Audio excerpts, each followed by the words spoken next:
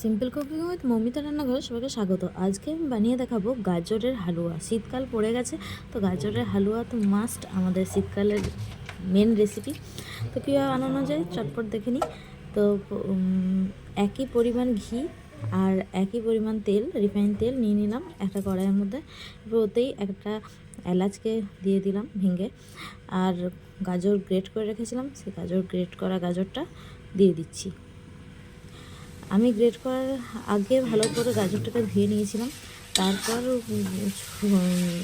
ছিলে পর আমি গ্রেট করেছি। এরপর সেটাকে ভালো করে কড়াইয়ের মধ্যে নাড়িয়ে চেড়ে মিশিয়ে নিতে হবে। তো সম পরিমাণ তেল বলতে আমি যদি 2 চামচ রিফাইন তেল দিই তাহলে 2 চামচ আমাকে ঘি দিতে হবে। এই রেসিপিতে আমি বানিয়েছি গাজরের হালুয়া। তো ভালোভাবে গাজরটাকে ভেজে নিতে হবে ঘিয়ের মধ্যে,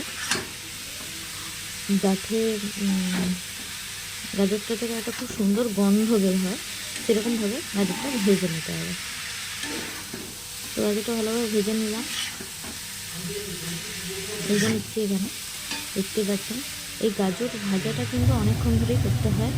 এটা করতে মিনিমাম আধ ঘন্টা 40 মিনিট তো লেগেই যায় আমাদের এই গাজরটা ভালো করে ভাজতে। যখন একটা খুব সুন্দর গাজরের একটা গন্ধ বের হবে তখন আমাকে এর মধ্যে অ্যাড করতে হবে দুধ। আমি আগেই দুধ অ্যাড করি, তার কারণ হচ্ছে গাজরটা ভালোভাবে আমি সিদ্ধ করে নিই দুধের মধ্যে। তো দেখছেন অনেকক্ষণ ধরেই আমি নাড়িয়ে চাড়িয়ে গাজরটাকে ভেজে নিচ্ছি। আর এখানে আমার 1 কিলোর মতো গাজরের এই গ্রেট করা গাজরটা আমার 1 কিলোর মতো ছিল। তাহলে 1 কিলো গাজরের জন্য আমি 500 গ্রাম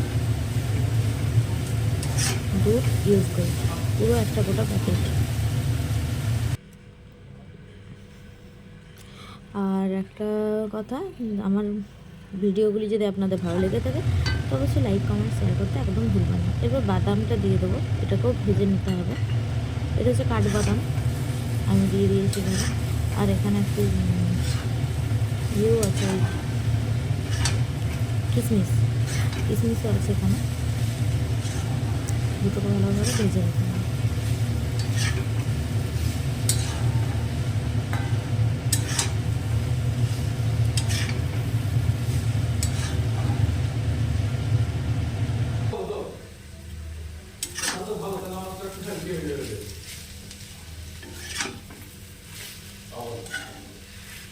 আর আমার চ্যানেলটির রান্নাগুলি যদি আপনাদের ভালো লেগে থাকে তো অবশ্যই লাইক কমেন্ট শেয়ার করতে একদম ভুলবেন না। আর সাবস্ক্রাইব করে দিয়ে পাশ থেকে বেল আইকনটি অল করে দেবেন, যাতে আমার ভিডিওর প্রত্যেকটি নোটিফিকেশন আপনাদের ফোনে সবার প্রথমে পৌঁছে যায়।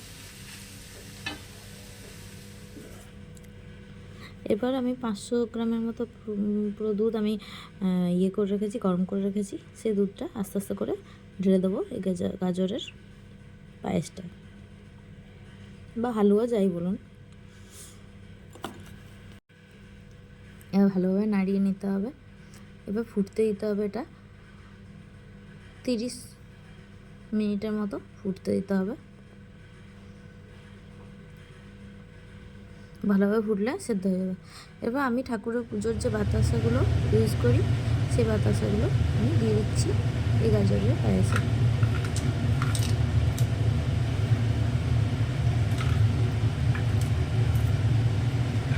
এতেই মিষ্টি হয়ে যাবে, আর আমাকে এক্সট্রা করে চিনি অ্যাড করার কোনো দরকার নেই। আপনারা চাইলে বাতাসার পরিবর্তে আপনারা চিনিও ইউজ করতে পারেন। এবার এটা ঢাকা দিয়ে দেবো 15 থেকে 20 মিনিটের জন্য, আধ ঘন্টাও রাখতে পারেন।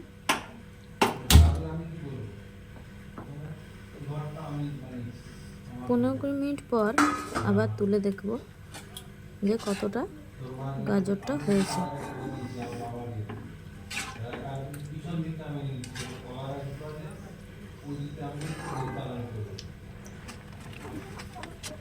পনেরো মিনিটের মধ্যে আমার পুরো গাজরটা সেদ্ধ হয়ে গেছিলো, কিন্তু আমি দুধটা এতটা রাখবো না, আমি এটা একটু শুকনো শুকনো করতে চাই, তাই আর একটু দুধটা মেরে নিচ্ছিলাম। এরপর দেখুন পুরো রেডি গাজরের পায়েস, রেডি টু সার্ভ করে দেখাচ্ছি। তো হয়ে গেল আমার গাজরের পায়েস। এতক্ষণ ধরে ভিডিওটি দেখার জন্য অনেক ধন্যবাদ। আর যদি এতক্ষণ ধরে ভিডিওটি দেখেন তাহলে অবশ্যই একটা লাইক করে দেবেন, লাইক করতে কিন্তু ভুলবেন না। তো দেখা হচ্ছে আবার অন্য কোনো ভিডিওতে অন্য কোনো রেসিপি নিয়ে। ততক্ষণ জন্য tata, bye bye and thank you. দেখুন কত সুন্দর হয়েছে গাজরের রেসিপিটি। আপনারা একদিন এরকমভাবে গাজরের হালুয়া বানিয়ে খেয়ে দেখবেন, দারুণ।